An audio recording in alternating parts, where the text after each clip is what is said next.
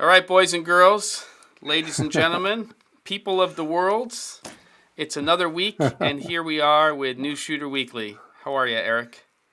I'm doing okay. I'm having a few upload speed issues right now. So if I look a little fuzzy, which is kind of a nice look for me because, I look younger. It's like a ProMIS filter. And Max, yeah, it's like a little ProMIS pixel filter, kind of cool. So, but things have been pretty busy this week. How about you? Yeah, busy going into Thanksgiving here in the States. And just to bring it up to everybody who is watching here, you may notice that we do not have our good friend and partner in crime, Matt Allard, here with us this week. He had some personal stuff to handle, and he is a busy person. So he'll be back with us in 2 weeks because here in the States, there's this little thing called Turkey Day. And regardless of what's happening with the pandemic and everything else, it's kind of a time where in this country, when we get into Tuesday, going into Wednesday, everything sort of just starts to change until Yeah. the end of the weekend. And it doesn't make a lot of sense because for those people in the country who are able to be with their loved ones and the people, in their family and their friends, we know that it's not Wednesday that they're going to be tuning into Newsshooter Weekly. We also know that a lot of people do watch this on repeat or on a rewatch, but it's just something that we're calling right now. So we will not have Newsshooter Weekly next week, but we will hopefully all be back together in 2 weeks with Matt Yeah. and talking about gear and all of that kind of stuff.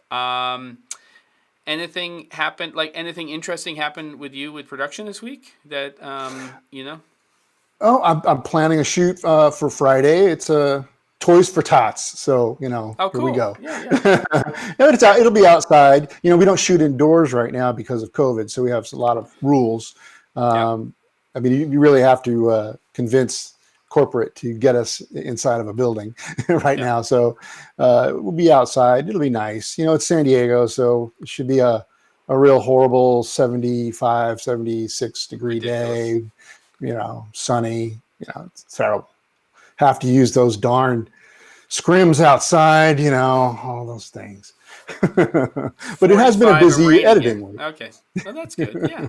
And being busy isn't bad. We No. have people in the chat already, and what I'd like to do is first welcome everybody to Newsshooter Weekly. Secondly, I'd like to just say to everybody that if you have questions for this episode or any episode of Newsshooter Weekly, then the chat is open for those questions. All you have to do is put an @Newsshooter like Shazam just did there. Hey, Shazam. Shazam's asking if you got that hard drive fixed. And that's how you do it. Ah, You just do yeah. @Newsshooter and you ask that. We get a yes. So there you Well, go. actually, I'm kind of getting it fixed. So I decided to use the different, I use Backblaze. They're really great. I was going to order a drive to replace it because it does cloud up, backups. But instead, it was like about a terabyte and a half. So I'm kind of pulling all the files down slowly that I really care about. You know how it is over time. You go, do I really need that anymore? Do I really need? So it forced me to clean up that drive. But I wish we had. I could say that this video is sponsored by because these guys saved my bacon. This is not the first time this has happened to me. I think this is like about the fourth time that I've had a drive failure. And that's why I like using those 5-bay, enclosures and put single drives in there and then just cloud update them, because they're really easy to update. You never know. A RAID 5 could break and you're screwed. Nothing's perfect, right? Not even a cloud-based thing is perfect, but at least that's a little better insurance for me, especially if it's not critical. Most of the stuff is archived or saved stuff. So long answer. Yeah. Good answer. And Shazam's doing exactly what we ask, which is an @Newsshooter for questions. And when we get into our interview and Erik's talking to Mark Toia, who's going to be our special guest today with his feature film Monsters of Man, it's going to be hopefully a lively chat with specific questions for Mark. I'll be fielding them, and I'll also kind of be in the background as the Wizard of Oz, pressing buttons and showing things and stuff like that. that. Before we do that, though, speaking of Toys for Tots and sort of the holidays and everything else, there's a little contest going on at I'm an MZ Pro. That's the name of the contest. And let me just see if this works here. I've got a link to put into the chat. And that is the link to the contest. And in the contest, kids, you can win a brand new Canon EOS C70 cinema camera. That's not too bad. Come on. Am I excluded from that? Yes, you are. You know you are. But our friends over at MZ and MZ Pro are running this contest. You basically are going to shoot a testimonial, and you're going to talk a little bit about stuff. Use the link to check out more about it. There are a couple of guidelines there. You have to have been a member for, I believe, 2 weeks. And that's not hard to do with Black Friday coming up, because they're going to have a Black Friday sale where you're going to save $100 off a membership. And this is our sponsor, obviously, for the show. Nice. And what else? You're going to get some free software. It's worth $50 also on top of that. And if you're buying anything, instead of just membership stuff, but you buy a course, they're 25 all the way up to 65% off, most of them around the 50% off mark. So that's the Black Friday sale. And then you also, as I said before, you have the I'm an MZ Pro contest, and in that contest somebody's going to win an EOS C70. So check it out, and I think it's good stuff. They're good people over there at MZ. I did a course on the C500 Mark II there, and there's a lot of great cinematographers and things like that. And speaking of cinematographers, I think it's time to segue into our guest today, Mark Toia, who is, I would say, probably best known for his cinematography. Does a lot of high-end commercial work, really dynamic, a lot of action stuff. He is also a writer and a director, and his links are in the show notes for basically this live stream. And so you can check it out, and you have all the links to that. But I think before we bring him on, the first thing we should do, and before you start to talk to him, Erik, is we should play down the trailer for Monsters of Man and see that. Yeah. So let's go ahead and do that, and we'll bring Mark on, and we'll talk about movies and self-financing and all that stuff. And so much good stuff. It's going to be a great show. Let's play a trailer. Here we go. And...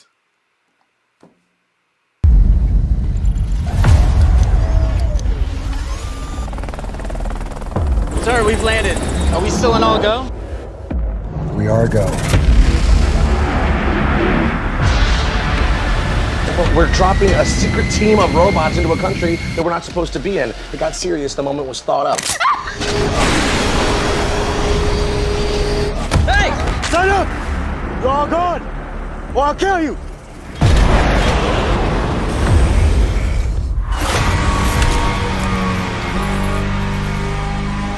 Do it.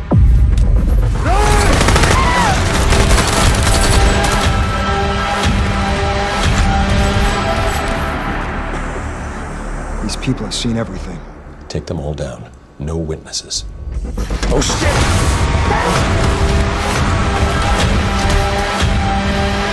Do we have an ID on him yet? Sending you a packet. Special forces, huh? If this guy's a deserter, it could be the ultimate field test. Yeah, I was thinking the same thing.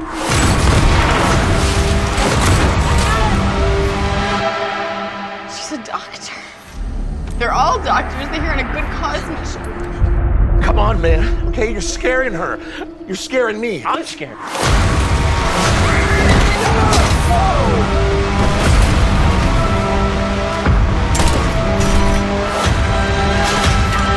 Come on! Do it! Fight me like a man, come on!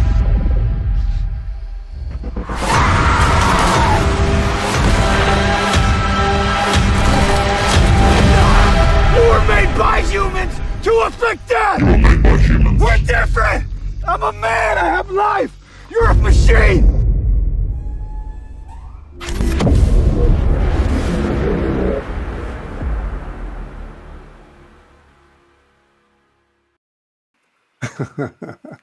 Woo!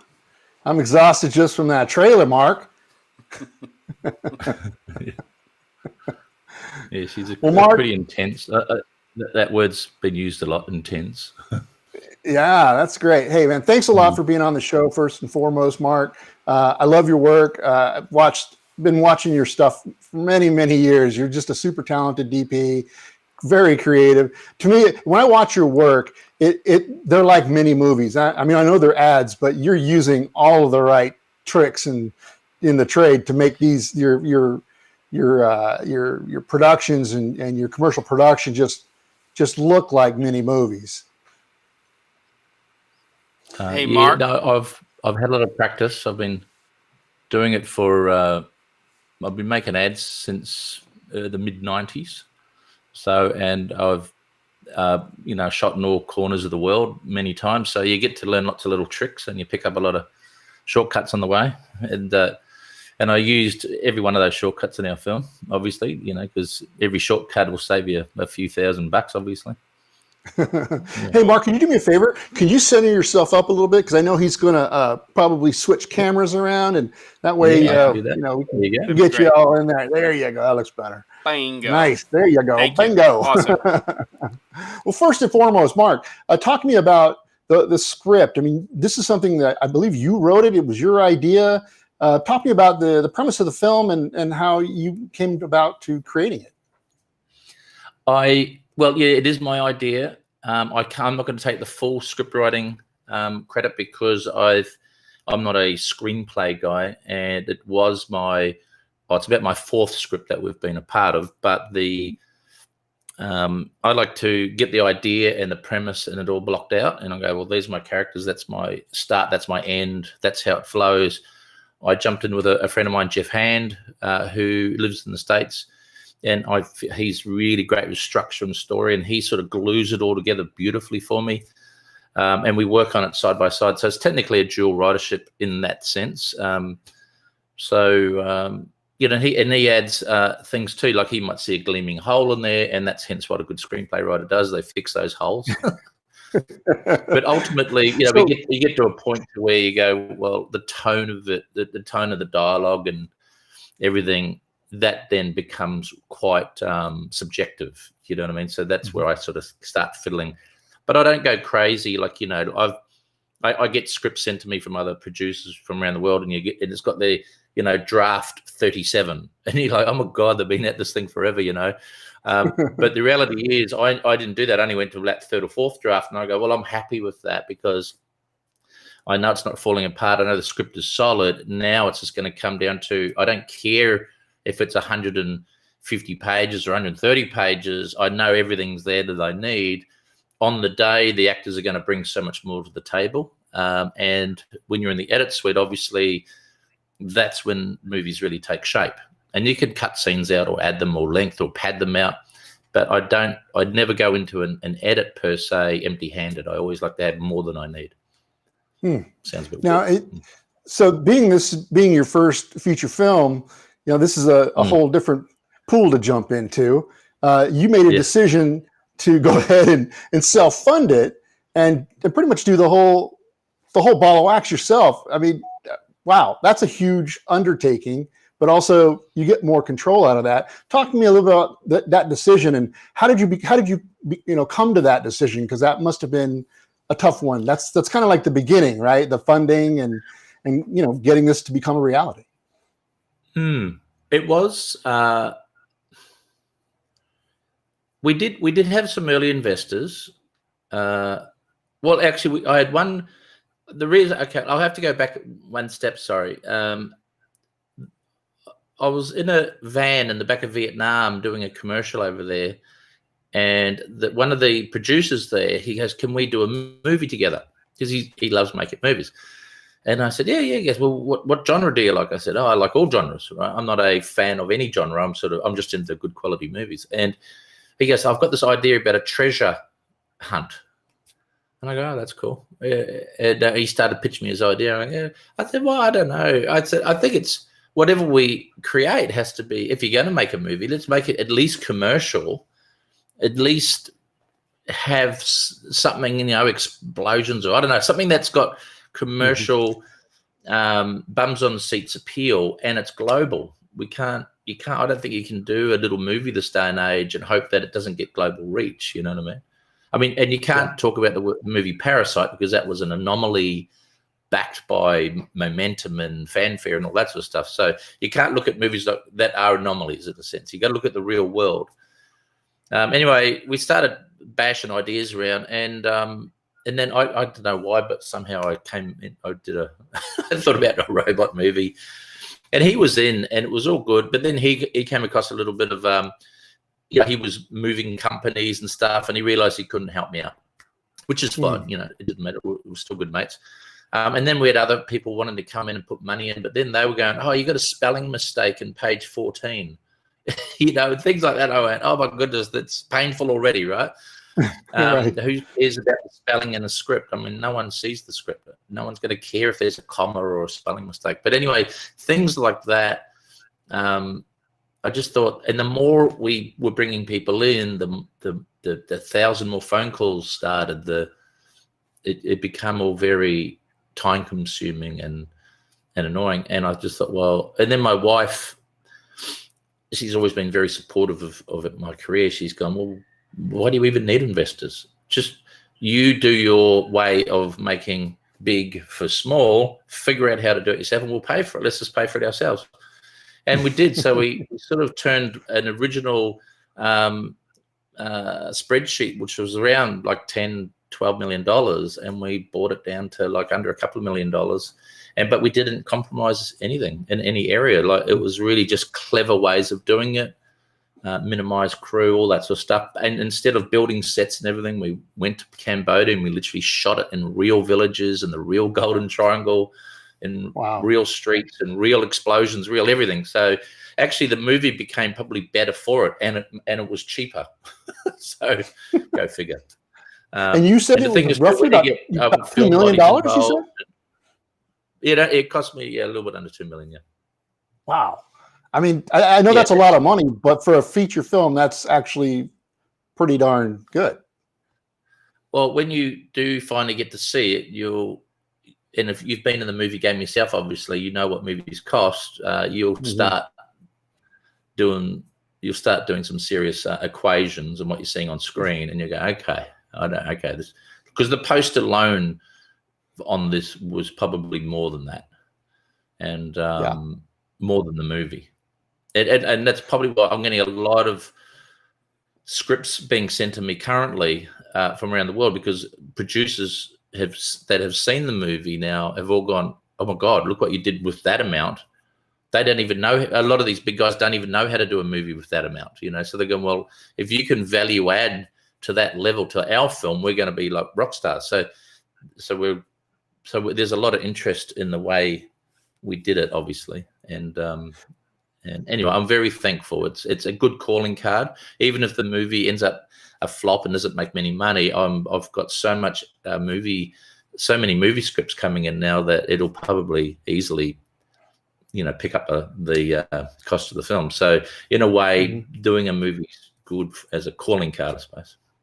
It probably also made you kind of, when it's your own budget, you probably are more conscious about that while you're shooting. In other words, you don't want to go too far over budget because you know where that money's going to come from, right?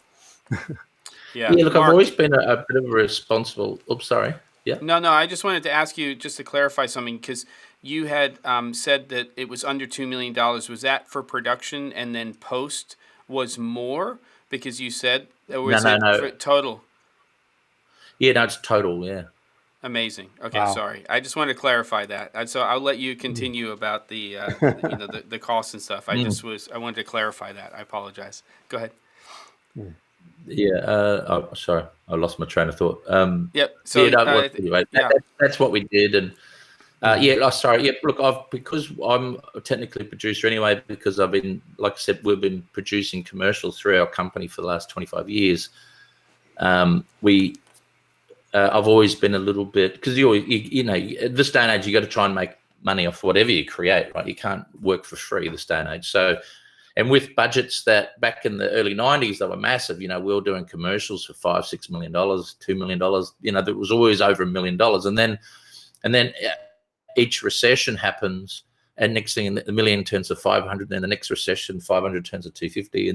But but the scripts don't change. The scripts are equally as big, or getting bigger. So in doing that ads for so long, you really get to figure out what or how you can get big production values, for a limited amount of money. So it's just about being smart and fast and learning lots. So I've learned lots of 3D programs and 2D and editing programs and coloring programs and cameras and everything. So I'm very fluent at everything. So it makes it very easy for me to make on-set decisions that are either going to cost me or not cost me, or just stand there, for instance, next to that tree, and I'll matte paint that whole background in for, it's only going to take 5 minutes, or the mic, just push the mic in there because I don't want to do ADR. Like ADR of an actor might end up costing you $5,000, $6,000, $7,000 $10,000 to fly the actor in, hire the studios. I can paint that mic out for $5. You know what I mean? It just doesn't. It's about being clever. Yeah, and something I think you, at least, and I also, I really tell people all the time is don't pigeonhole yourself. Learn as much as you can about all the tools and all the things that are required to do what you do. And apparently, like I've heard you talk about this a little bit, was you're big on all the editing stuff, on whether it be visual effects, editing, sound. You really dive in. I mean, you're not just okay, I shot it and then hand it off kind of guy. Yeah, well, that's probably my my artist early years of being an artist. When I was a kid, when I was like 12, 13, 14 years old, I could paint real life oils and I could draw anything, and I was a very naturally gifted artist as a kid. So when I got into photography, I liked photography too, because I could go into the darkroom and I could manipulate and make my own shots. But when I got into doing TV commercials, I was just like, wow, I'm only sort of like doing a small percentage of it. I've got to like give the editor something to do, and I've got to give this guy and that guy and the post-production, the effects, and I was just losing control. Well, not so much control. I could talk to the artists and we can get that done, but being hands-on, touchy-feely at 2:00 in the morning, I couldn't do anymore. And hence why I just started learning all that stuff so I could finish the painting, I call it, you know what I mean? So I've always loved editing. I love it, all that stuff. It's all part of the pot, that you're creating, or the painting you're finishing. So it's not like I don't want artists in my life. I do use a lot of special effects artists, and for our movie, for instance, I got things into shape to where I needed them to be, but we still farmed a lot of it around the world to artists all over the world to help us finish it, because not one man is going to be able to do several thousand visual effects shots, but that they all had to come back to me at some point, for me to manhandle. And I did quite a few myself, but it's when I'm watching the trailer, the VFX on the robots are really impressive. Like, I'm trying to figure out, okay, wait, at what point was that a real hand of a robot or a real face of a robot? I mean, that's just a really impressive VFX. Is any of it real, or is it all VFX for the robot? It's all CG. We really, or I've got to say we put a really huge amount of time into making sure that robot was so meticulously designed, finished, with textures and mapping and UV maps and everything, the animation, our rigging, everything. So, because I said I want to finish this film in true 4K, not 2K and then up-res it to 4K, but actually real 4K finish with visual effects, where everyone always flinches. They go, wow, the rendering's going to take forever, right? But I said, I really want that I want to be this close to the robot. I want the camera right there. And I don't want people to look at it and go, oh, that looks a bit dodgy.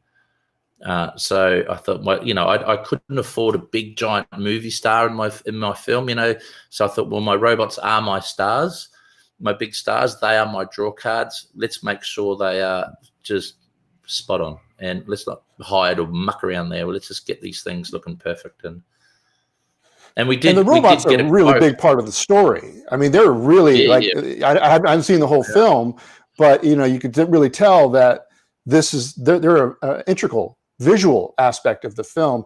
How was it like working, knowing that right off the bat? So you're using probably the suits with the little targets on them, and then the actors have to sort of respond to them.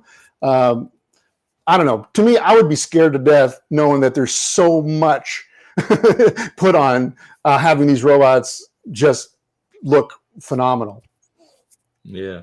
Well, look, I'm not sure if you do a lot of 3D yourself, but once you build a great model, you've got finished models. Like in this case, we had to build 12 completely different robots. Even though there's only 4 depicted in the movie, there's different stages of what they look like. You know, a few bullet hole hits and scratches, and they get blown up and all that sort of stuff. So to create those characters in 3D, you once you get them really perfect, you can drop them in any scene really quickly. So because they're just ready to go, you just put your HDR over it, a couple of lights, done, it's fixed. You know, it's literally that easy. So at one point there, you drop it into a scene.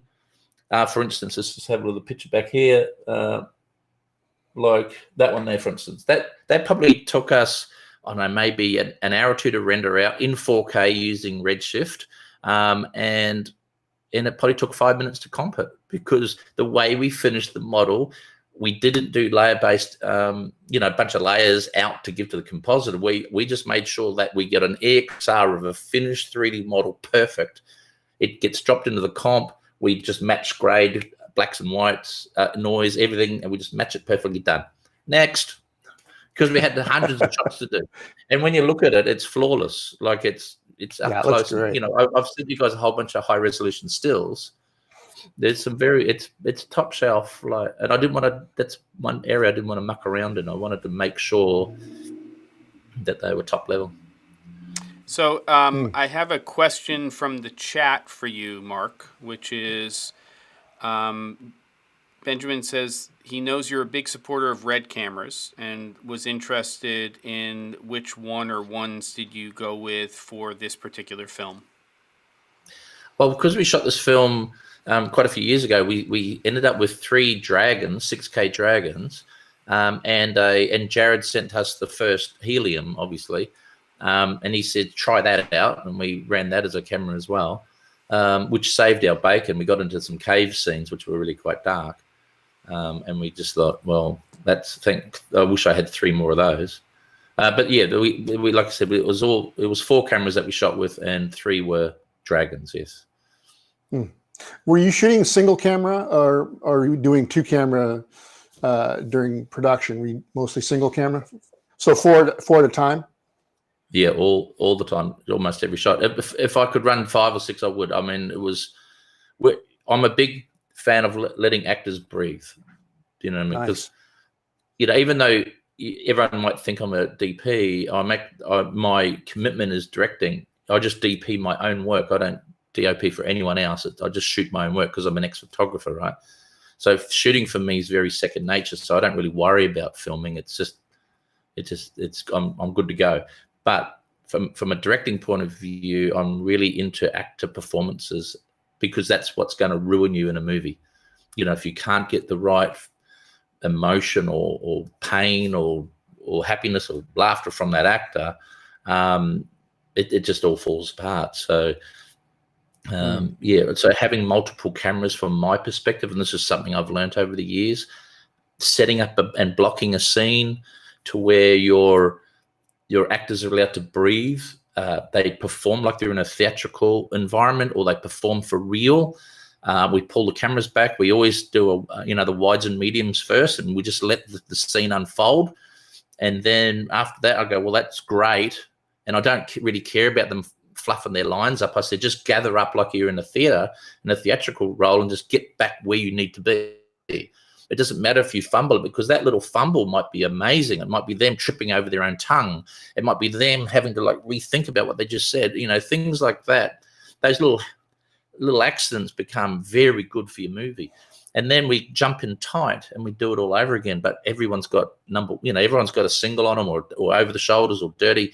So by the time in 2 takes, we end up with 8 layers of editing that we can go through, of video, where you can go through and go, well, that's a really good shot of the way he leant on his hand and shook his head at a reaction to the other actor. Now, you would never pick that or never go and shoot that on a normal single or double camera film because you're too busy watching what's going on and you might not have enough time to go back and shoot these pickups. So it's just having cameras on everyone all the time was such a time saver, but it just gives actors so much room to move and they can really, really deliver. So that was my big thing. It was all about actor performances and just making sure they're in the moment all the time. And because actors that are off camera, I don't think are great. You know, I mean, I think they poison the other actor that's on camera because they just know. But you know, everyone's different. I just know I had an ensemble cast. Yeah. They were all different personalities, but when they were all in sync together, we captured gold. When if we did do singles like that, and everyone was off camera, everything changed. So one person might be great with lines, a line like reading the script comma by comma, full stop by full stop. The other person loves ad-libbing a bit more. And when you're trying to film them, they fight too much, right? So when you shoot multiple cameras, it's saved because that guy knows after the first week that he drops a few lines in, you know. Yeah. And when you were directing, so were you like have a little video village set up where you have like the 4 monitors and you're just following the ball like watching sports, just going, oh yeah, something like that? Or how did that work? Because I would imagine that would be a little bit difficult. Yeah, that's where the money and time savings work for me, right? So I just made sure I had 4 good operators. I mean, I got even behind a couple of cameras now and then, you know, where I was just sitting there. I lined all the shots up with the operators. I go, this is what I want. This is what I want. These are my angles. These are my characters. And some of them go, I could see Tony's shoulder in the shot, and I could see the sound guy's tape, roll of tape on his belt. And I go, don't worry, we'll paint it out because I'm more interested in the performance, right? So shooting 4 cameras does get in the way with you now and then, but I knew I was going to paint out a lot of rubbish anyway. So, and like I said, painting out stuff is cheap. You can send that to India and it's all gone for a couple of $1,000s. So no one stress about someone's shoulder being in the shot. And a couple of shots, we also had cameras in the shot. I put them over there on a tripod and just put a pop plant in front of them and let them be there. Now in the movie, you don't even know they're there because the depth of field has swallowed them up, right? But we're getting the perfect over the shoulder shot. I know we're breaking lots of rules here. And from a split point of view or a monitor type system, I just didn't want to get slowed down because we were in the back jungles, Golden Triangle, minimal crew. If I started running feeds and stuff and monitors and cables and generators to run it all, or more batteries, more everything, fuck, I never would have got this movie shot, right? Because it's just more things to slow us down. And, I'm not sure if you've ever worked in the back of the Golden Triangle the back of Cambodia in the jungle. Lugging crap through the jungle is not good fun. So we would literally take in backpacks of cameras and tripods and lightweight tripods. We bought a whole bunch of these lightweight Miller solo legs, which, I think there's one behind me. Yeah, one of these things. Yeah, they're great. Those are great. Yeah, I've never really been into little. Oh, there you go. There's a picture of it there. I've never really been into little tripods, but those things work great, and because they were so fast, and the cameras weren't that big either. We just put on what we needed, and then we literally just blazed away. So I knew what the 4 operators were getting. At the end, if I was a bit worried about a shot, I would ask everyone. I go, did everyone get what they needed? Successfully in focus, sharp, the whole box and dice. One operator might go, I rocked between the 2 actors, when they were doing their dialogue. I might have fucked it up. And I said, let's have a look. So you have a quick look and you watch it and go, no, it's sweet. I'll probably never use that take. You know what I mean? It's a shit take anyway. So-and-so, camera 2 got it. Camera 2's got a fucking ripper. So let's go, right? So, the operator's like, oh, thank fuck for that. And off we go, But the reality is it's making on-set decisions very quickly, again, is going to save you thousands of dollars of resetting, redoing. And the biggest thing is wearing out an actor. All Wow. actors I've worked with over the years, you get past like fifth or sixth take, it's like they're starting to, the words are coming out of their mouth too automatic. Do you know what I mean? They're starting to fall apart. The performances are starting to die. Not unless they know they're failing, they know they're not getting it, and I can see that they're not getting it. It's the only reason I'll push past and do more takes. But the reality is most actors will bring their A game up front. And we were lucky. We had a great bunch of actors that really delivered. Cool. Really did. Let me ask you a question I know, from... I'm talking too much. I'll shut up. No. No, We you're just have great. a question. We have a question from Harrison in the chat asking, what were the total number of production days for this film in the end? In the end, including what we shot in New York and in Canada and a little bit here in Australia, I think it was about 52 shoot days. Not production days. I think went on for like 2 months or more. Yeah. I made And sure I how gave much myself. time did you guys spend in Cambodia in the actual jungly areas? Because I would imagine that would wear you out a little bit. It was about 5 or 6 weeks. Yeah.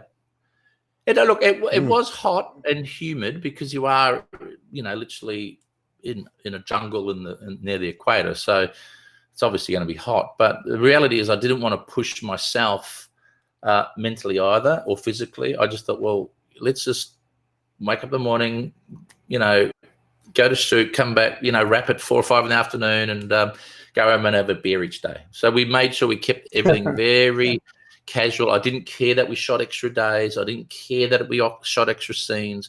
I thought, fuck it, it's my money. I could do what I want. And we just made sure we turned it into a very family orientated, very relaxed shoot. And the great thing with Cambodia, you can get a beer and a really big meal for $3 or $4. So it's like, yeah. And these young ladies will do leg massages on you for a couple of bucks, for half an hour, and you fall asleep in the chair, and then you just jump in a tuk-tuk and go back to the hotel and fall asleep. And every day was a beautiful day. Oh, nice. Yeah. So here you go. So when you're going into something like knowing that you want to be somewhat streamlined, move quickly, you don't want to have this giant mess to sort of move around. Was there anything you really wish that you had brought with you to in the production that would make it a little easier, or was there something that you did bring that felt, this thing just got in the way and we didn't use it? No, actually, I was thinking about that after the job, because I always like every production we do, I like to sort of have a big debrief and go, okay, where did we fail? What was great? What was no good? But like you said, I've been doing ads for so long. I already knew everything that was going to happen anyway, and everything that I thought was going to happen happened, and everything that did happen, we sort of knew what was going to happen. And again, I think that just comes down to experience. But look, I think what maybe I would have given my sound guy, Mark Cornish, another decent assistant, so he could focus a bit better on, audio. Because I probably limited, because like I said, I was trying to get my crew size down a bit. So I think I might have neglected him a tiny bit. But he had a great local guy that was supporting him, but there was a bit of a language barrier. So I wish I just gave him a little bit more of a hand. I wish I had 2 more cameras for a couple of the bigger scenes. And I wish I bought a proper explosion person out, from Thailand or from somewhere to do some bigger explosions. I mean, we got some great big explosions, and we use the local guys that do a lot of the landmine cleanups in Cambodia. And the good thing about their explosions, they were very authentic. Like, they were like real deal explosions. But the good thing about the movie ones is they spray out, and you can have people running through them. And I didn't want to risk any of my actors running through an explosion and getting hurt. So we made sure safety was key. You can't afford for one of your actors to get hurt. So you got to really, or anyone, any of the crew. So I just made sure safety was number one. Cool. So speaking of your cast, how did you cast the film? Because you do have some people who are recognizable, that we've seen in other films. It's your first feature that you've directed. How did you go about the casting process? With Neil specifically, we edited the film. We knew that his role, or a role, that major role, was going to be scattered all throughout the film, because he's technically the puppet master. No, not puppet master. He's technically the glue that sort of makes this whole operation happen. And so we showed him the movie, through our casting agents and agents and all. It finally got to him through that myriad of people. He watched it and he went. I talked to him later. He said, "Fuck, I couldn't not be in it." He said the thing was massive. So he was super, super excited. He jumped on. Once we negotiated the dollars, sweet, done, bang. I jumped in a plane. I went up to Vancouver and we shot them all out up there in Vancouver. That's where he was at the moment. I think he was doing Suits or Arrow or something, one of his other shows. So I had to sort of fit in between that. But it was, he was great to work with, and he was very accommodating. And we've actually got quite close now. He's sort of wanting me to jump on other shows with him, and he's seen another idea that we're doing, and he, like all actors, they want to be involved in everything. But he's a true gentleman, actually, and he was easy to work with. He brought his A game, and I didn't have to fuck around with him. There was no egos. I didn't have to beat him down and put him in his box at all. He came already beautifully mentally prepared, and we got on like a house on fire, and we literally shot a lot in a very short amount of time, which blew him away. Like, he goes, "Wow, we're starting a bit late." I said, "Oh, you're coming about 9 o'clock, and you'll probably be done by 5." And he's like, "What?" Because he's looking at 3 days worth of scripts, right? Yeah. And I said, "And we'll go and get a nice lunch somewhere up a little restaurant up the road." And he's like, "This guy's mad." But he goes, "Oh, screw it. It's his money if he wants to screw it up." Anyway, we were done on time, perfectly to plan, and we got everything we needed from him. And he was blown away, because he couldn't believe the speed that we worked in. And again, it was multiple cameras, one actor. He couldn't, I had a great, great DP in Canada helped me out up there, Corey Robson, and who does a lot of big Netflix shows. He came out and just thought he'd help me out up there, and just having 2 cameras on him, doing his scenes, we smashed out so many options so quick, and it was fun, actually. And then I jumped on the plane that night, took off, and I went home. I mean, come on, maybe it was the beer, that you were at the end of the day, so everybody wanted to get her done. Yeah, it was a very relaxed, simple shoot. Yeah. Yeah. So let's talk a little about lighting. Again, you're in the jungle. What did you guys use to get the actors looking great out there? Look, I went into the movie not wanting to use a single light. I just wanted to use natural light, because that's another thing about red cameras. I've got so much dynamic range, and I'm very into color grading. You've seen my work in my ad work. I don't use a lot of lights unless I'm trying to complement a location or a scene, or it's a studio job, then it's different. I use a lot of lights, but in this world, I knew I wanted to keep the movie pretty real and authentic, and I didn't want to overlight or complicate the shoot. I wanted that real raw look to make the movie even more believable. But we did end up using some lights in the cave and just little fills, but just these little cheap things we bought at the local markets. Like that shot there, for instance, those light rays we did in post, because we saw some light rays there, and I went, "Oh, they look really nice." So when I got home, I just put them back in again. But see, all that lighting there, it's just about finding the right location, right? And I put a lot of time into all my location recce's, and I just made sure that we found the perfect locations, and I didn't care that we had to travel from one end of Cambodia to the next. It's just look for the perfect location. That's all I was after.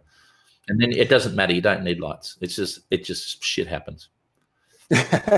We're using a lot of fill and bounce, or just pretty much time of day and finding the right place to do it?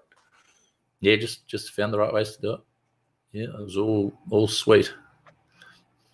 Yeah, it looks really good. I mean, was the weather pretty good there? I would imagine it's pretty humid at the time you were there.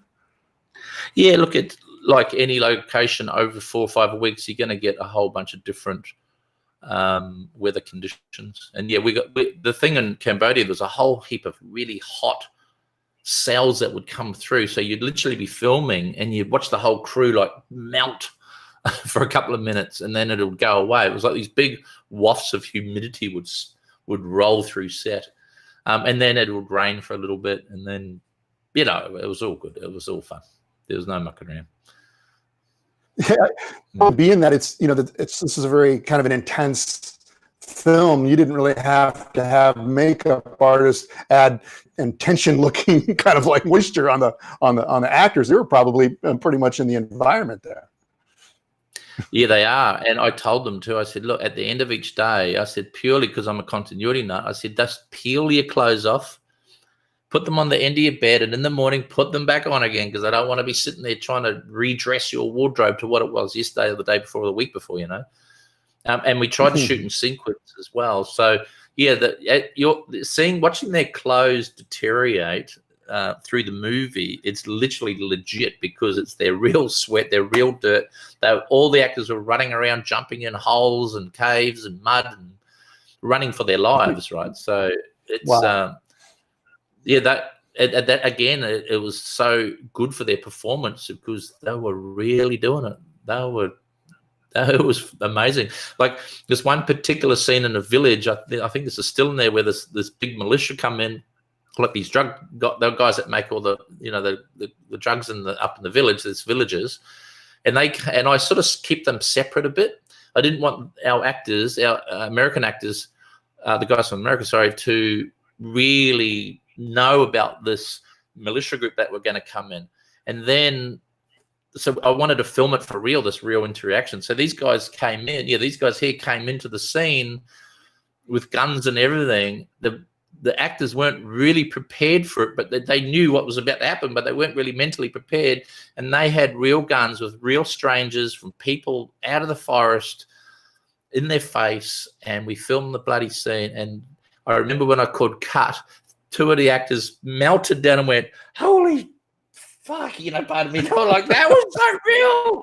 They literally just about died, and they were freaking out. And that actor there, Tron, whose name was the head guy there, village guy, or the leader of the village. He was such an intimidating character, but in reality, he's a complete sweetheart. But just standing there, you feel like he's going to knife you, but he's not. He's so lovely. And at the end of the scene, also, I said, "How'd you go?" And he goes, "Oh shit, I was so nervous. These guys are like big flat actors from America, and I'm just the little guy from Cambodia." And I said, "Oh mate," I said, "You have got these guys right where you need them, So anyway, I was so fortunate. That's awesome. So you want to let's move forward a little bit to post. Unless Jem, is there anything about production you wanted to ask? Was there any questions? Because I do kind of want to move a little bit into sound design, because these kind of movies, these action thriller types, really require a lot of sound design. But is there any other questions or anything you had, Jem? I was just going to ask you, it looks like you were on these, solo sticks from Miller, which I use as well for a lot of the stuff. Was it also a combination when you're running 4 cameras where you're going handheld, and were there any other tools you were using for camera movement? Because it's, obviously a lot of other components going on in terms of what you're doing, or is it really just all handheld and on sticks? Yeah, it's all handheld and on sticks. I went into the movie, and I'm very much a stickler for keeping to a particular style the whole way through a film. Right? It's no good, because you see a lot of movies and they start with dollies, and by the end of the movie, there's no dollies. Why? Because they're running out of time. Right? People are starting to rush. Producers go, "Man, we're a week over. Forget about that." I didn't want to fall on that trap, so I go, well, I told the operators we've got 4 styles of photography. One is completely locked off, and that's for our dialogue scenes that aren't intense. The more, they're just set up scenes that we know that doesn't have much pressure within the scene. It's not highly explosive or anything like that. And then the second one was a loose tripod, like you can loosen the bowl of the tripod and you can move the camera around a little bit. You can follow people, all that sort of stuff. And then the next one was soft handheld or shoulder. I don't want it to look like Born Identity. It just keep it. You can go handheld because I wanted to feel like more of a POV, more of a observer feel. And then the fourth look was just pure chase action chaos. You know what I mean? So through the whole movie, you will see these 4 distinct styles for scenes and the way the scenes play out. And we kept that to the letter. And I would yell out to all the operators, number 3, number 4, number 1. And this was their little code for the way it had to be shot. But when you're shooting a scene like, and you've got 4 cameras running, which you were doing pretty much throughout the whole film, when you're calling out 1 or 3 or whatever it's going to be, do you have different operators shooting in different styles, or is it always that one scene is locked off and all 4 cameras are locked off? Got it. Okay, so that when you're cutting between those, then you've got a consistent look for that particular scene. Yeah, that's right. Makes sense. And some scenes might elevate very quickly, so it goes from maybe that to and then chaos. So then they would know that point. So when we're blocking out, they would know that curve point to then change to a different style. And then you have to have a little time in there, obviously. So if you're going from a locked off shot to handheld, it's not a big, but were you already pre-built rigs on sticks so that you could go handheld right off of sticks? So going from one to the other was almost no time at all. Got it. Yeah, it was just a click of a button and boom, it was on the shoulder. So they didn't have to put plates on or arms or feet if they knew they were flowing from that to that. Yep. But most times, that's where having 3 or 4 cameras going is one might already be ready to go. Do you know what I mean? He's like holding it really steady like a tripod, and then it would use full shot to then merge into the others. Yeah. But like an action movie, for instance, that eat up so many shots so quick, and a page of dialogue might read as a minute on a page, but the reality is it might only be 10 seconds in a finished film. So you really just got to think about your everything all as you go. You can't just think that 100 pages is going to be 100 minutes. You know what I mean? It's in an action movie, a 100-page script might only end up being a 60 or 70-minute movie, and the rest of it's padding. Or the shot of the guy looking out the window, just hold that longer, and we'll try and think what he's thinking. So, and I didn't want this movie to have any padding at all. It's like once we get through character setups and setting up what's going on, once we get that 15, 20 minutes in, or 20 minutes, I think it's 20 minutes in, it's off, and it's and it won't hold back to the end. I know a lot of people that go, "Oh wow, that was like." It wasn't like watching a Netflix series, which is just 10 minutes of something exciting, and the other 40 minutes just padded out. This was literally wall to wall, and I think that's what a lot of people that have watched the movie have all said. That they go, there's no mucking around in this movie. There is. Once those robots start chasing these people, it's on for love. And I mean, I did slow it down twice because I needed to slow down. I just thought this movie needs a break. Someone needs a rest, but it's not like a rest where you go, oh, it's actually a rest where there's less action, but there's a scene going on where we've been very fortunate. It's so emotional. People have literally been crying in the theater, like crying watching it. And that for me has been the ultimate compliment. There's a scene from this young boy in there that is so strong. That even when we were shooting it, the whole crew were bawling their eyes out. It was just incredible. Oh, nice. And then this kid jumped up and goes, "Oh, was that good? Did I do good?" We're like, "Oh my goodness, kid!" And off he went and played soccer with his mates. I'm like, how can you do that, right? Other actors probably would have sat in a corner and melted away for an hour, going, "Oh, that was so emotionally draining." This kid just bounced out of it like so quickly. So I do have one more question, which I'll kind of piggyback on a question from somebody in the chat. Justin asks who modeled the robots, but to that end, and then we can segue into a little post-production conversation.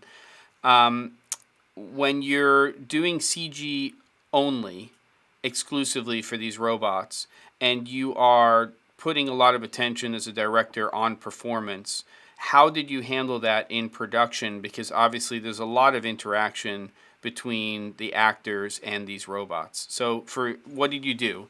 How did you give them the ability to have that interaction from a director's standpoint? And was there anything you did practically on location and on set so that when they're interacting with these monsters that they could have that performance?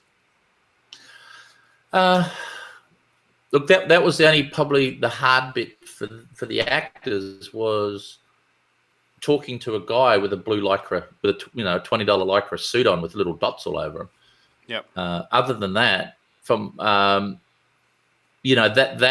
actor Conrad, his name is Conrad's actually in the movie as well, and he said, "Oh, I'm a stuntman as well," and I went, "Oh, are you?"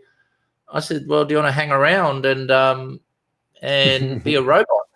And he goes, "Well, what happens when the robot's facing me?" And I said, "Well, I'll put my son in there or something."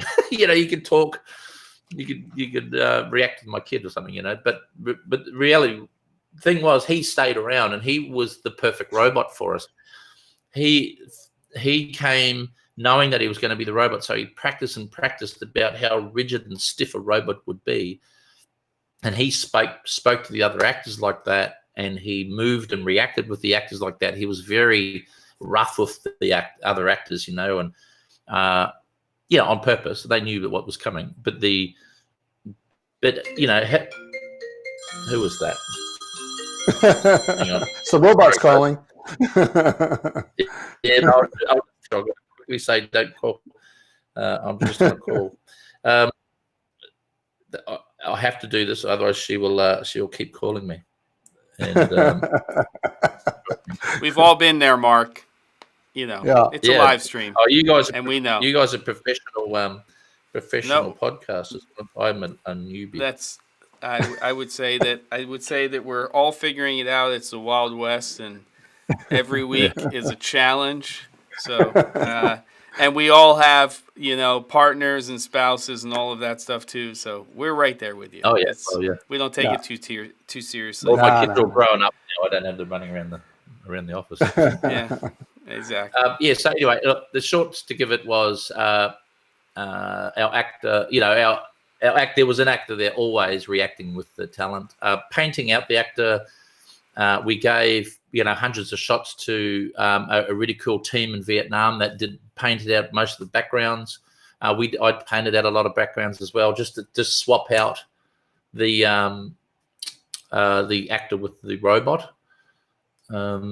But the way we designed the robot, we knew ergonomically it was going, an elbow was an elbow, a shoulder was a shoulder, a head was a head. So really, it was easy for the motion tracking guys to track the robot off our actor. And we didn't use mocap or anything like that, because we did a test on mocap, and it actually became almost 10 times more expensive for us to do mocap capture, having people on set capturing all that data, and then getting that data into the box, and then cleaning up that data for our robots. So the amount of extra work it took and extra money it took to run a mocap suit or video capture or whatever, the math didn't work. So when we did some early tests, we knew that we could actually get a shot motion tracked, or the actor tracked and animated for literally 1/10 the price. So, and it was perfect, because they're following an actor perfectly. So that made a huge difference. And it didn't matter if the robot touched the actor. I just made sure on set that we weren't doing it too much. I knew that we could get away with a few shots, where the robots would grab the actors and spin them around or chuck them up against a tree or whatever, that was going to be such a fast reaction. We could composite that very quickly. But when they sat there very close, touching them, There's a scene there where one of the robots takes the passport out of a pouch of one of the actors, and it's it's really worried about that because we're at macro as well, picking, sliding out this passport, and screw it, we'll shoot it anyway and we'll see how it unfolds. Worst case, I could just cut away and assume that he did it. But, when we fiddled around with the comp and it was perfect, you could see the metal touch the passport perfectly and pull it out of her little bum bag. And, we didn't have any hassles, actually. Just good compositing. Just make sure you don't screw up the compositing. Yeah. And who built that model? Was that original model built locally in Australia for you, or was that somewhere else? Yeah, look, I went through quite a few designers, but we stumbled over a guy. Look, I was designers. When doing robots, I'll go back a little bit. I'm from an engineering, steelworking, fitter, turner type background, right? So I did an early trade when I was young. So I knew all about hydraulics and pneumatics and all that sort of stuff. And I worked with a company that trained me on all of that stuff. So I knew from a robot, I knew how things moved and how they needed to move. A lot of designers, they're very good at designing. They're very good at creating creatures or robots and design, but a lot of them don't really understand what hydraulics do or how they should move. And what I wanted to make sure our robot was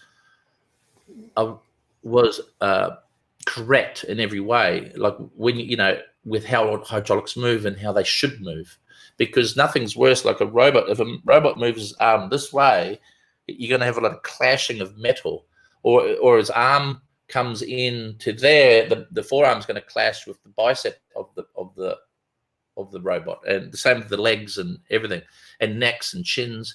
So I just made sure we designed that robot so we had movement, so the proper movements. And same as with the fingers, we kept them relatively simple, but everything needed to swivel and move in a correct way. So if we did build the robot for real, it would really work. You know what I mean? If you had particular servos and hydraulics. Okay, so that said, talking to a lot of designers and working with a lot of these earlier designers, they just couldn't get that mechanics.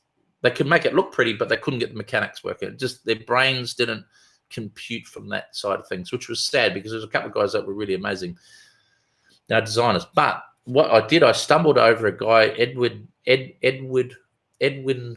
Pruin. He's a Russian fellow. We did a lot of chats via Google Translate. I found him on Pinterest, and I literally was going through just looking for references, and I went, oh, wow, that looks great. And I go, and that guy really understands hydraulics and how things work. So I reached out to him, and I, Google Translate because I knew he was Russian, and we got a big conversation going. And I said, I'd really love you to have a crack at this robot, and I sent him all my references and all my drawings and everything, and he sent me back his first initial thoughts, and he was almost on the money straight away. And I went, all right, this guy's great. Now we've got to talk to him about metal clashing and a few things. And he did a version I was happy with. We went and shot the movie. We came back, and I went, and he decided I can make it better. So he went in there and refined it and put carbon fiber in there, and proper hex bolts that you see on cameras, and that little gum that you see at the end of hydraulics, all these little things, and little rubber bungs and serial numbers. And he went right into the real intricate part of this robot. So then we got the robot from him, and then we sent it to a guy, Richard Pritchard, his name is, down in Melbourne, and he did the full texture mapping for us. And he's done a lot of movies, big movies, the Marvel stuff. So I knew he was the real deal there. And then my post supervisor that I literally employed for the job, Ray Ortigue, him and I then figured out this big master plan on how the hell are we going to get this all done. Because on the movie, I promised my wife I would only have like about 10 or 20 visual effects shots. And then we left the set, and it was, by the time this edit was locked, we'd probably well over 2,000 shots here. Oh man. And I don't mean just robots. That's lots of even little ones. Paint that out, paint this out, remove a logo on a shirt, all sorts of stuff. It just went on and on and on. And the robot looks great. I mean, like I said earlier when we first started our conversation, it really doesn't look CG. There's times where I'm just going, man, did they have this robot? At no time is this real. I mean, that's just it's very impressive. Very impressive. Yeah, thanks. So Hey, Mark, let's talk a little about sound design. I know that kind of moving through the whole filmmaking process here. In a movie like this, it's super important. So how did you approach sound design for the film? Look, that just comes down to the individual, I suppose, that you hire. I was fortunate enough to be shared a contact in LA there. His name was David Van Slyke. And I went there a bit loose with the poor bugger. He gave me a really good price, which I could afford. He usually does a lot of big Netflix shows and movies and stuff. I've been doing it for many, many years. He thought the movie was going to be full of music and he'd be able to hide in that music. But I said to him, I just want you to do the whole movie because I want to have that power of being able to not have music or not have a score. And I don't want you to hide away. And then he goes, oh, well, that might be that's a big job, Mark, if you want me to do the whole movie sound by sound, perfect, And I said, yes, sorry. I sort of offered him a bit more money. And so he literally did it. And, he got so into it because it was a movie. He does a lot of films that might only have a tiny bit of this type of stuff in it, because people can't really afford effects all the way through their films. So, but this movie was literally wall to wall. So he went nuts. And I said to him, make sure if we see a B-3 helicopter, twin engine B-3 flying through New York, make sure you get the sound effect for a B-3, helicopter flying through New York. I don't want a Bell Jet Ranger sound on it. And when you see a Ducati motorbike, don't put a Japanese motorbike engine sound on there. And you see this all the time in these movies, right? And he knew I was going to be a bit fiddly. So we started off a little bit rough and tumble at the start, but by the end, I loved the guy. He loved me, and he did an amazing job. And from a sound, I'm not a sound guy. I don't confess to be. I do a lot of sound effects in my commercials. But I had to let him go nuts. And I went there. I visited LA while I was there doing some other work, and I dropped in on him for a week or two, and we just sat there for a week or two, just finessing, and she came out beautiful. It sounds amazing in 5.1. Nice. I'm fortunate enough to have a cinema in my house. I can imagine. And, we can watch the whole movie in our house in surround. It's incredible. What's the runtime for the film? A smidge over 2 hours, I think. Yeah. All right, let's talk about distribution. We got to get people to watch the film. And also, I would imagine that this COVID a wrench in the whole thing. Well, not for me. COVID. My movie was probably never going to hit the theatrical side anyway, because theatrical for indie movies is sort of, people might put them out there and use it as a bit of an ad, but people don't really make money from theaters. Filmmakers don't make money from theaters. The theaters make money, the distributor makes money, the sales guys make money. There's a lot of people that make money. The filmmaker at the end of that doesn't make much money from theaters, if not anything at all. So I knew that going in, and then COVID hit and theaters shut down as well. And I went, well, I'm not going to really miss the whole theater thing. I would love my movie to be through thousands of cinemas. And now I'm getting a lot of cinema owners ringing me up wanting my movie for their cinema. But the reality is they're not getting many people in the door, and I'm still not going to make any money out of it. So why do it? I just think, screw it. It's just a lot of extra work for no gain. And the people that might see the movie, they're not going to buy it on TVOD or anything. I had to look at it from a commercial point of view. I'm selling it in territories that are awkward to deal with, in the sense of like certifications and languages and all that sort of stuff. For the rest of the world, we're still doing 60-odd countries through all major TVODs of the world. You know, the Apples, Amazons, and Fandangos, and YouTube movies, and Google Play, and PlayStation, everything. Yeah. It's going everywhere around the world all at the same time. So, and we're, you know, I've got a company that's helping me load it up to all these platforms, and we're just paying them to do that. But we're not doing it the traditional sales way, because I just thought, screw it, I'm going to keep this thing myself, and I could afford to do it like this, and this thing can just keep dripping me a little bit of income for the next 20 years. So I'm sort of using this like I built an apartment block down the road. You know, your apartment block that you built, you've got tenants in it. That's what my wife and do. We do property. That's what helped fund this film. We know that property can sit there, and you might make 7 to 10% out of it per year, you know, through rent and or acquisitions and all that sort of stuff. So from a movie perspective, I've got to think the same. This is a product. This is a property.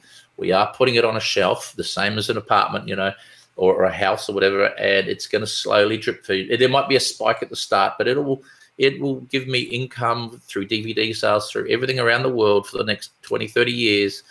It's one of the first movies in my little personal catalog, and we will just do it like that for now. And I'll probably end up doing other people's movies, but the thing is, I won't have any finger in those pies. I'll be just hired as the hired gun.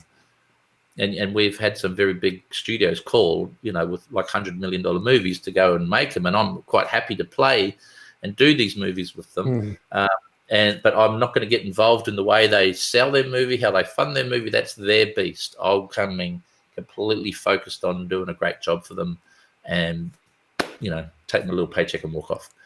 Because, you know, I just got to think of that long game. The long game is don't interfere in their business, and hopefully they won't interfere in mine. Do you know what I mean? Cool. That's amazing. Yeah, totally. Well, I think it's my job as the host to say that we are almost an hour and 15 minutes into this. So I think we should... Went fast. Yeah, it always goes fast. First, thank you very much, Mark, for being on Newsshooter Weekly. Film comes out on December 8th of this year, worldwide. And what I'd like to do is end off by playing the trailer one more time for people who came in a little bit later in, and then we'll just say our goodbyes after that. Sound good? Sounds good. Thank you very much, guys. Here we go. This is Monsters of Man, coming December 8th worldwide from Mark Toia and his whole crew, and great cast.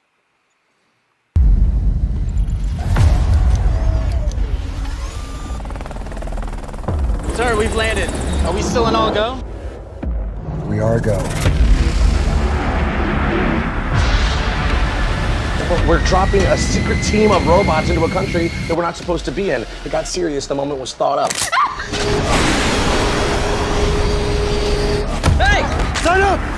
You're all gone, or I'll kill you!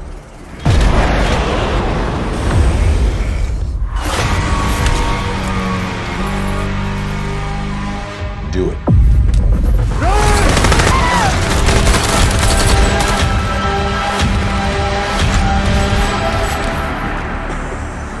These people have seen everything.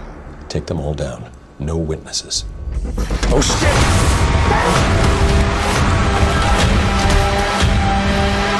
We have an ID on him yet? Sending you a packet. Special forces, huh? If this guy's a deserter, it could be the ultimate field test. Yeah, I was thinking the same thing.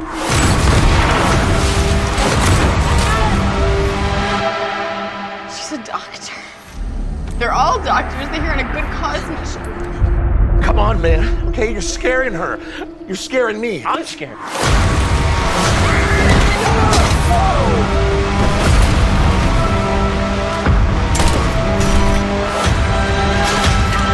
Come on! Do it! Fight me like a man, come on!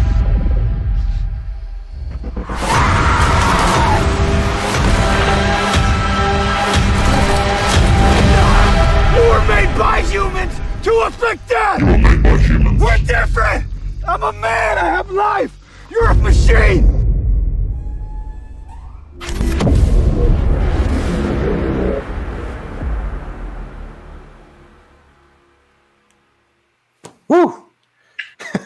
Nice. Such good stuff, Mark. Yeah, well, Mark, I hope thank you you. enjoy the film. I hope you enjoy the movie, and I think you should. We've did a test audience, and it went like through the roof, and like I said, it's working for us already. A lot of big producers that have seen the film are all over me now, so it's fantastic. I'm loving it. So I just hope it works. I'll tell you another reason why I'm so vocal about how we've done it is because there's a lot of independent filmmakers out there that have helped me through this as well, and I see where they've just copped it up the arse from all directions, and I go, wow, the poor buggers. And so I'm sort of going, well, I'm going to go this way, and they go, no, don't, it's the wrong way, it's wrong, you don't make films like that. And I go, well, you're probably right, but I'm going to go this way because I feel like it's going to be the stress-free way.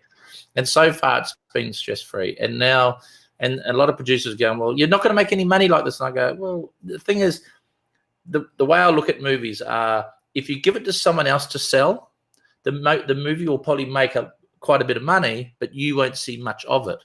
This way, the movie will make less, but I'll make more of it. So go figure, right? So that's the way I'm looking at this exercise, and I just want filmmakers to look at it and go, I can do that too. So I want to sort of come, or maybe we'll come back on your show again in about a year or so, or whatever, or in a few months ago, hey, it's actually working. You know what I mean? This is the benefits I've got from this movie so far. Well, we would love to have you back, Mark. I mean, your insight and your experience on this film and how you did it is all, it's gold, baby. So really appreciate your thoughts and coming on this show. Yeah, no worries. Great to have you. Thanks really. for the support too. Yeah. All right. Well, everybody, thank you for coming. Thanks for being here. We'll obviously have this on replay, and you can come back to the channel and watch this. It will be there for end of times, and we'll be back in 2 weeks because of Thanksgiving here in the States. Mark, again, thank you for everything. Thanks for spending all of this time. And best of luck on the movie. I can tell you that Erik and I will be watching it when it comes out, and it'll be a nice escape from everything that's going on in this kooky world. That's what I'm going to call it. Yeah. Let's call it the COVID escape. I'll give you 2 hours escaping COVID. Yeah. Maybe I should do that as an ad. Want to escape COVID? Watch this. Yeah. I think so. I like it. Thanks. An ad Thanks angle, again, Mark. All the best. See you guys. Bye, everybody. Have a good Thanks day. for coming. Take care, everybody. Yeah, you Thanks. too. See ya. Happy Thanksgiving. Thanks. Nothing.